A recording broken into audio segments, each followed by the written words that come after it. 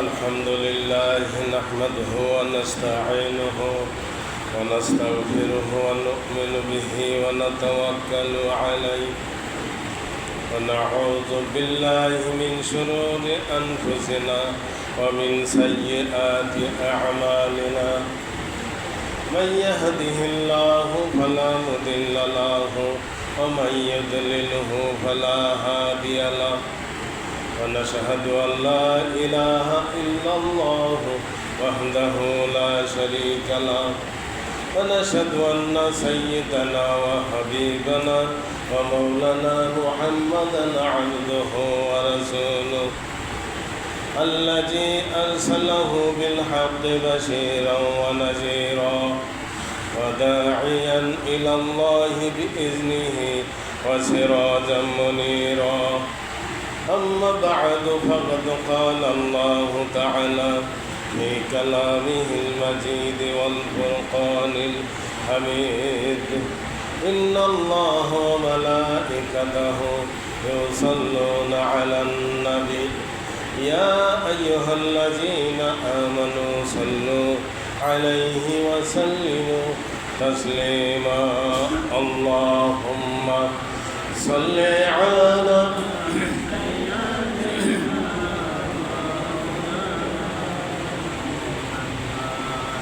وعلى آل سيدنا مولانا محمد اللهم صل على سيدنا مولانا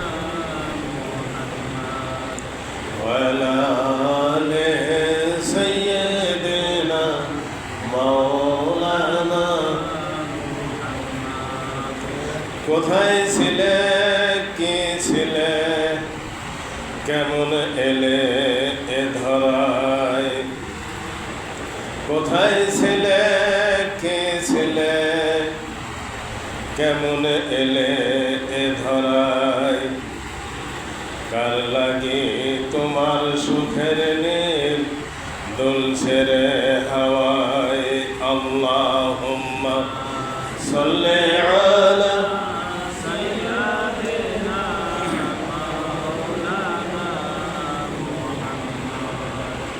وعلى آل سيدنا مولانا محمد اللهم صل على سيدنا مولانا محمد وعلى آل سيدنا مولانا চন্দ্র সূর্য তারকারাজি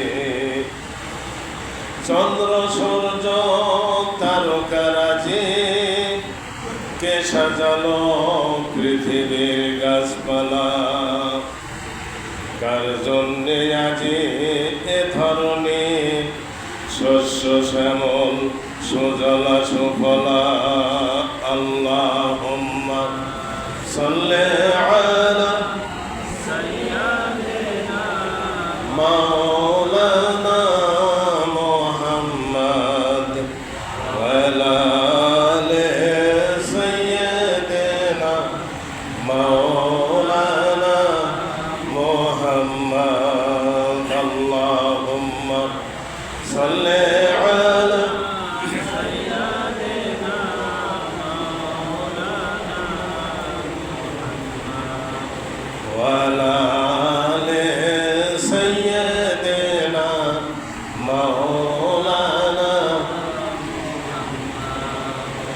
মালাকুল মউত ধরবে তোমায় কেন করো অবহেলা মালাকুল মউত ধরবে তোমায় কেন করো অবহেলা কোন সাগরে ভাসাইয়া দিছ মাঝি তোমার জীবন হেলা আল্লাহুম্মা সাল্লি আলা সাইয়্যিদিনা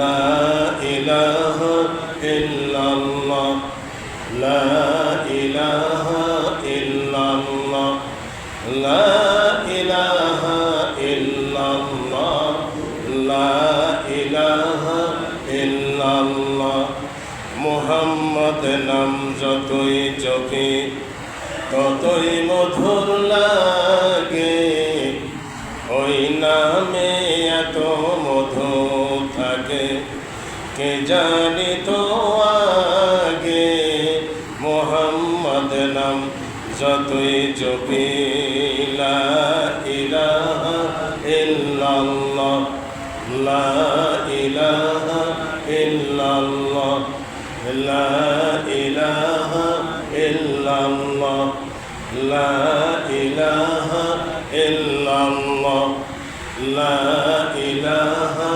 ইল্লাল্লাহ লা ইলাহা ইল্লাল্লাহ মুহাম্মাদুর রাসূলুল্লাহ সাল্লাল্লাহু আলাইহি ওয়াসাল্লাম। সম্মানিত মুসল্লিবৃন্দ,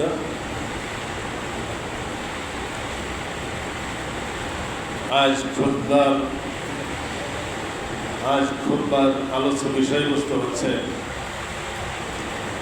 ঈমানদারদের অভিভাবক আল্লাহ রাব্বুল আলামিন। শুরুতে সেই মহান রব্বুল আলামিনের শুকরগুজার হব, যিনি আমাদেরকে দয়া করে মায়া করে তার রহমত দিয়ে, তার কুদরতি শক্তি দিয়ে সাপ্তাহিক জুমার নামাজের জন্য মসজিদে উপস্থিত যিনি করেছেন, আমরা তার জন্য সকলের শুকরগুজার হচ্ছি। আমরা সকলে বলি আলহামদুলিল্লাহ। বিশ্বনবী মুহাম্মদুর রাসূলুল্লাহ, যিনি গোটা দুনিয়ার মানুষের জন্য রহমত, যাকে আল্লাহ রাব্বুল আলামিন রহমত করে পাঠিয়েছেন এই দুনিয়াতে, সেই নবী করিম সাল্লাল্লাহু আলাইহি সাল্লামের শানে আমরা সকলে দরুদ পাঠ করছি। সকলে বলি সাল্লাল্লাহু আলাইহি সাল্লাম। সম্মানিত মুসল্লিবৃন্দ,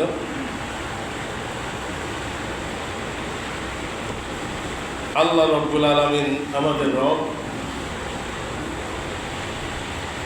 আমাদের অভিভাবক। তিনি আমাদের কেমন অভিভাবক? আল্লাহ রাব্বুল আলামিন কুরআনুল কারীমের 2 নম্বর সূরা 257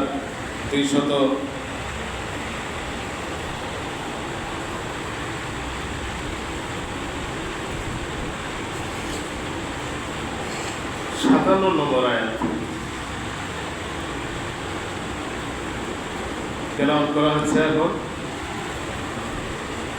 আউযু বিল্লাহি মিনাশ শাইতানির রাজীম। আমার সঙ্গে পাঠ করতে পারেন। আউযু বিল্লাহি মিনাশ শাইতানির রাজীম। বিসমিল্লাহির রাহমানির রাহিম।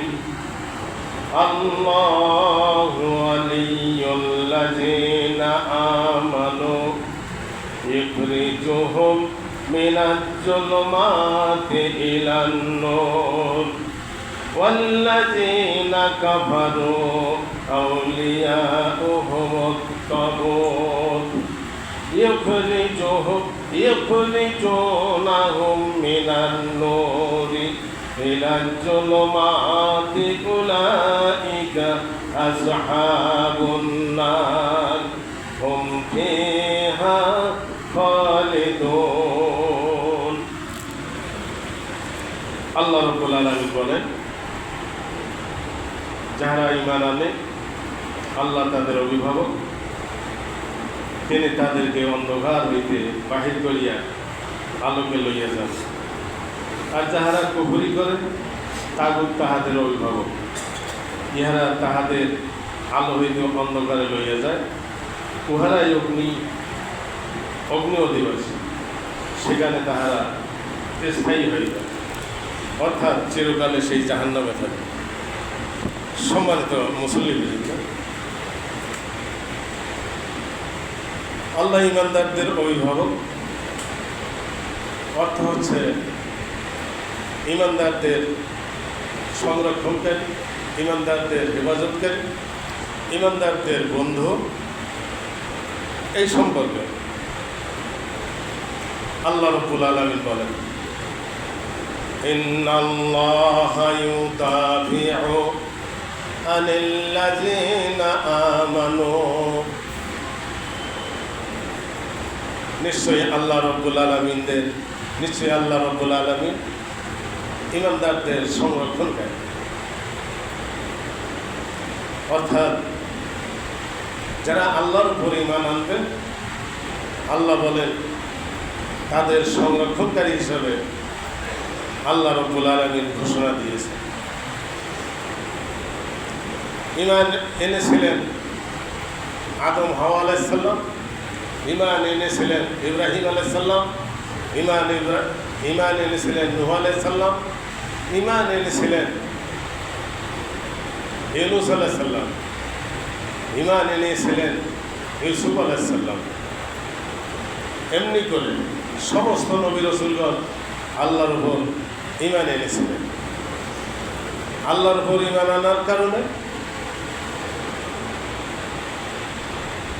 ওই সমস্ত নবী রাসূলদের উপর অন্যায় অত্যাচার জুলুম হয়েছিল।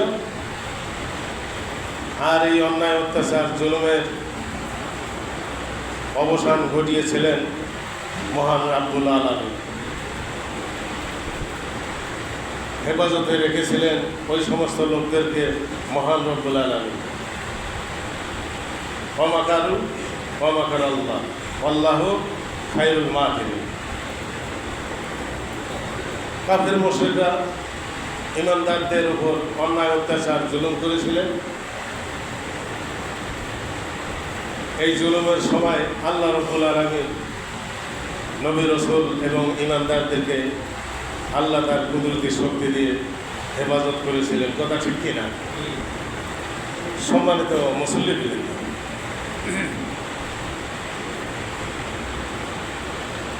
আল্লাহ রাব্বুল আলামিন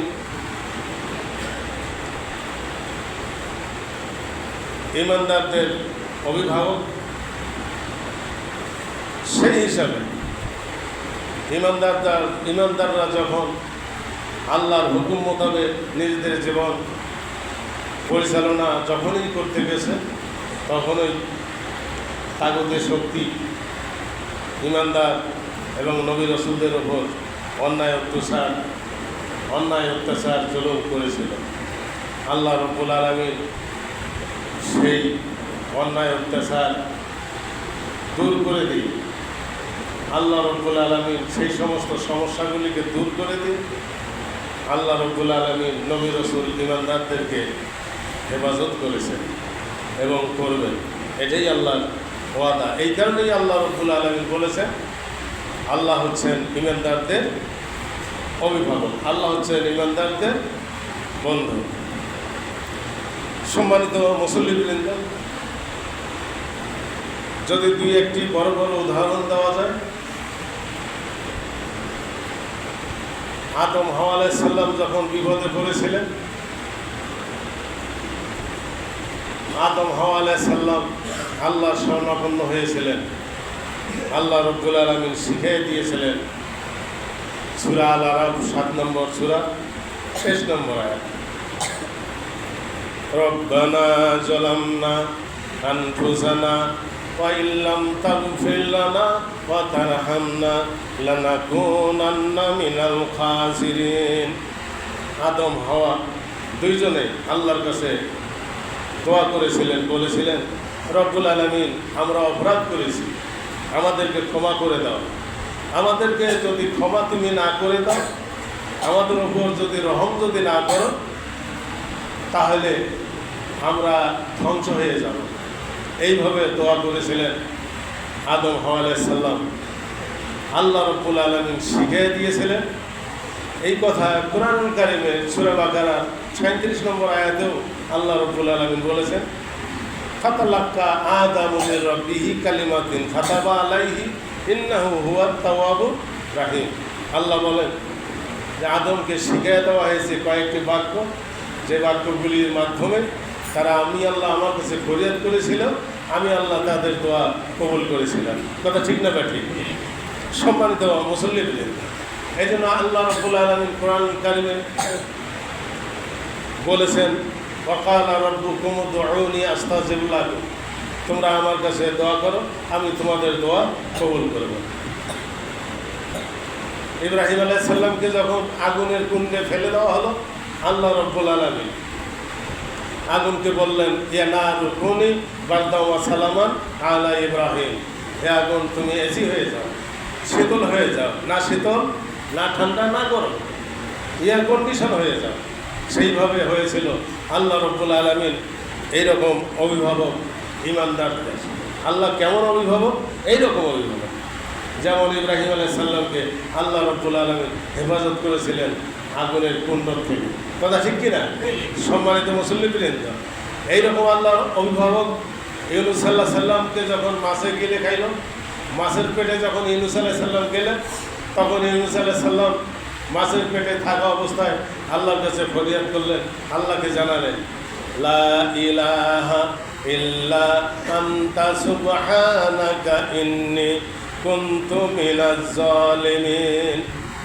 ইউনূস আলাইহিস সালাম মাছের পেটে থাকা অবস্থায় এই দোয়া বললেন, এই আয়াত বললেন, নাই কোনো ইলাহা একমাত্র আল্লাহ ছাড়া। আল্লাহ আমি অপরাধ করেছি, আমার উপর জুলুম করেছি, আমাকে মাফ করে দাও, এইভাবে বললেন। আর আল্লাহ রাব্বুল আলামিন জানিয়ে দিলেন ফাস্তাজাবনা লাহু ওয়া নাজাইনাহু মিনাল গাম্মি ওয়া কাযালিকা নুনজিল মুমিনিন। আল্লাহ রাব্বুল আলামিন বলেন ইউনূস আলাইহিস সালাম আমার কাছে ওইভাবে আবেদন করলো, নিজের অপরাধ স্বীকার করলো, আমি আল্লাহ রাব্বুল আলামিন তার দোয়া কবুল করে তাকে মুক্তি দিলাম। আমি এইভাবে ঈমানদারদেরকে উদ্ধার করে থাকি। আল্লাহ রাব্বুল আলামিন এইভাবে বলে দিলেন। সম্মানিত মুসল্লিবৃন্দ, এই জন্য ঈমানদার নবী রাসূলদের অভিভাবক কে? আল্লাহ রাব্বুল আলামিন। তাই আমরা আল্লাহ রাব্বুল আলামিনের ওপর আস্থা রাখবো। সম্মানিত মুসল্লিবৃন্দ, এই জন্য আল্লাহ রাব্বুল আলামিন বলেন আল্লাহু ওয়ালিয়ুল্লাযিনা আমানু, যারা ঈমান আনে তাদের অভিভাবক আমি আল্লাহ রাব্বুল আলামিন। ইউখরিজুহুম মিনাজ যুলুমাতি ইলান নূর, তাদেরকে অন্ধকার থেকে আলোর দিকে নিয়ে আসি আমি আল্লাহ রাব্বুল আলামিন। সম্মানিত মুসল্লিবৃন্দ, আপনারা জানেন যে সময় এই কোরআনুল কারীম নাজিল হয়েছে, সেই সময়টা, সেই যুগটা কিসের যুগ ছিল? অন্ধকার যুগ ছিল, জাহিলিয়াতের যুগ ছিল। সেই জাহিলিয়াতের যুগে যখন মহিলারা প্রসব করতেন, গর্ভধারিণী মা বোনরা যারা বাচ্চা প্রসব করতেন, সেই সময় প্রসব করার আগেই প্রসব যাতনা, প্রসব বেদনা ওঠার সঙ্গে সঙ্গে প্রসব ঘরে বা যেখানেই তারা থাকতো সেখানে তাদের জন্য একটা গর্ত খনন করা হতো, একটা পাগার বা একটা গর্ত করা হতো, গর্ত করে রাখা হতো। কেন রাখা হতো? সেই অন্ধকার যুগে যদি কোনো মেয়ে বাচ্চা যদি জন্মগ্রহণ করতো, তাহলে সঙ্গে সঙ্গে বাচ্চা প্রসব করার সঙ্গে সঙ্গে এই গর্তের মধ্যে পুঁতে রাখা হতো, ছেলে বাচ্চাগুলিকে জীবিত রাখা হতো। সেই যুগে আল্লাহ রাব্বুল আলামিন এই কোরআনুল কারীম নাজিল করেছেন। সম্মানিত মুসল্লিবৃন্দ, সেই সময়ের একটি ঘটনা, রাসূল পাক সাল্লাল্লাহু আলাইহি সাল্লামের একজন সাহাবী, সেই সাহাবীর নাম হচ্ছে দাহিয়া কালবি। এই দাহিয়া কালবি এক সফরে গিয়েছিলেন। তার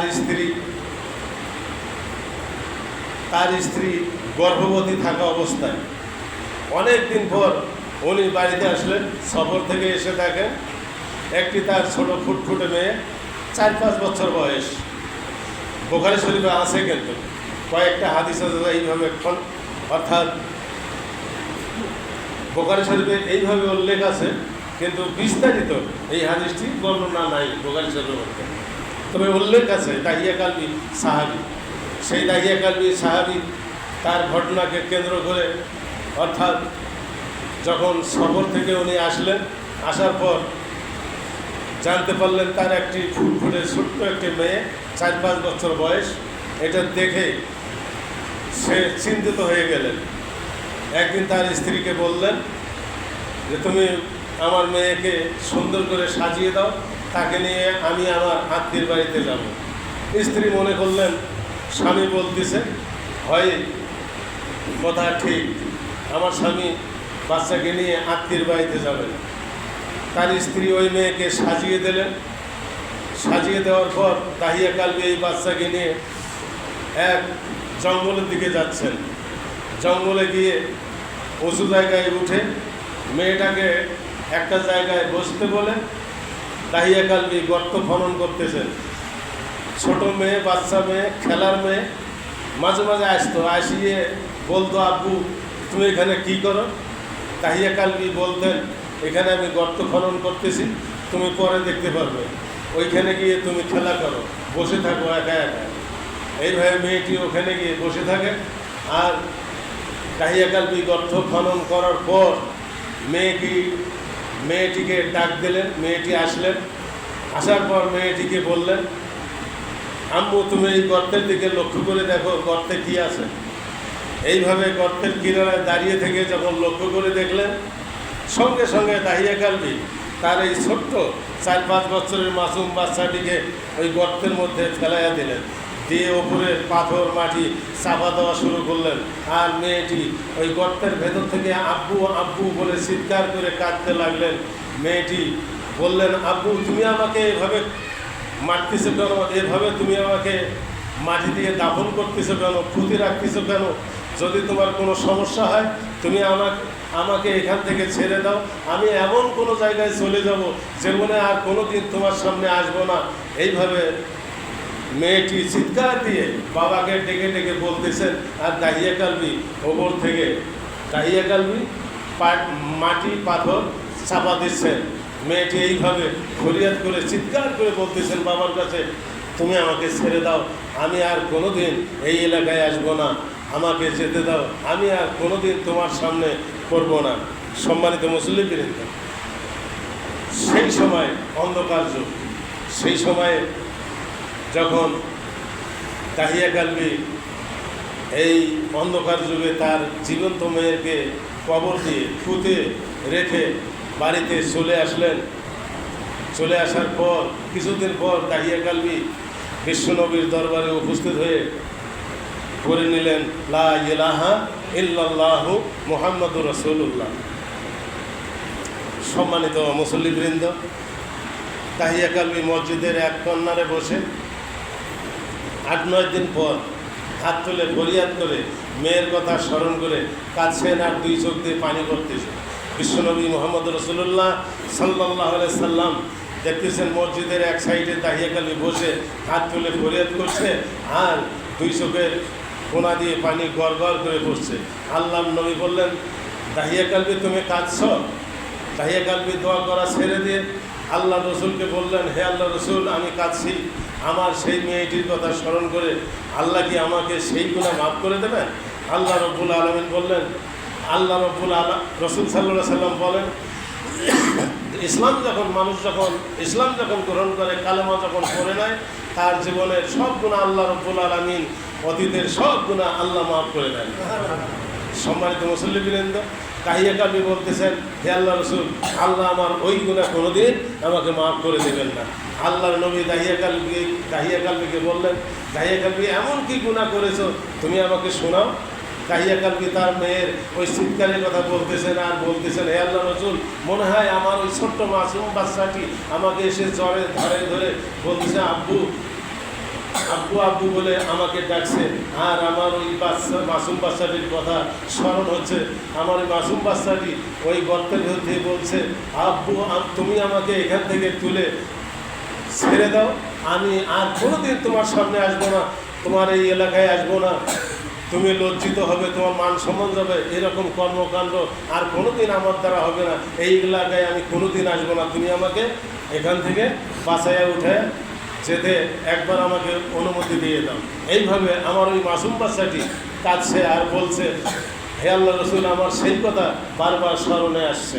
সম্মানিত মুসল্লিবৃন্দ, দাহিয়া কালবির এই কথা শুনে রসুল সাল্লাল্লাহু আলাইহি সাল্লাম বললেন দাহিয়া তুমি আরেকবার আমাকে ওই কথা শোনাও। সম্মানিত মুসল্লিবৃন্দ, তাহিয়া কালকে আবার ওই কথাটাকে যখন পুনরাবৃত্তি করলেন, রসুল পাক সাল্লাল্লাহু আলাইহি ওয়াসাল্লাম শুনে খুব কাঁদলেন, অঝোর নয়, দুই চোখ দিয়ে পানি করতেছেন। তারপরেও আল্লাহ রসুল বললেন, হে দাহিয়া, তুমি যত বড় গুনাহই করো না কেন, আল্লাহ রাব্বুল আলামিন তোমার জীবনের সব গুনাহ মাফ করে দিয়েছেন। সম্মানিত মুসল্লিবৃন্দ, এই জন্য আল্লাহ রাব্বুল আলামিন সূরা জুমার 39 নম্বর সূরা 53 নম্বর আয়াত আল্লাহ রাব্বুল আলামিন বলেন, কুল ইয়া ইবাদিয়াল্লাযীনা আসরাফু আলা আনফুসিহিম লা তাকনাতু মির রাহমাতিল্লাহি ইন্নাল্লাহা ইয়াগফিরুয যুনুবা জামিআ। আল্লাহ রাব্বুল আলামিন এই আয়াতের মধ্যে বলেন, লা তাকনাতু মির রাহমাতিল্লাহ, নিরাশ হওয়ার, আল্লাহর রহমত থেকে নিরাশ হওয়ার কোনো কারণ নাই। আল্লাহ রাব্বুল আলামিন ক্ষমা করে দিতে পারেন। কথা ঠিক না ভাই? আল্লাহ রাব্বুল আলামিন আমাদের সবাইকে তৌফিক এনায়েত করুন। আমাদের জীবনে অনেক গুনাহ আছে, আমরা হয়তো গুনার কারণে লজ্জিত হয়ে যাই আল্লাহর কাছে বলতে। আমরা সকলে আমাদের গুনাহগুলিকে স্মরণ করে আল্লাহর কাছে দোয়া করব, আল্লাহ মাফ করে দিতে পারেন। পারে কি না? ওয়া আখিরু দাওয়ানা আলহামদুলিল্লাহি রাব্বিল আলামিন।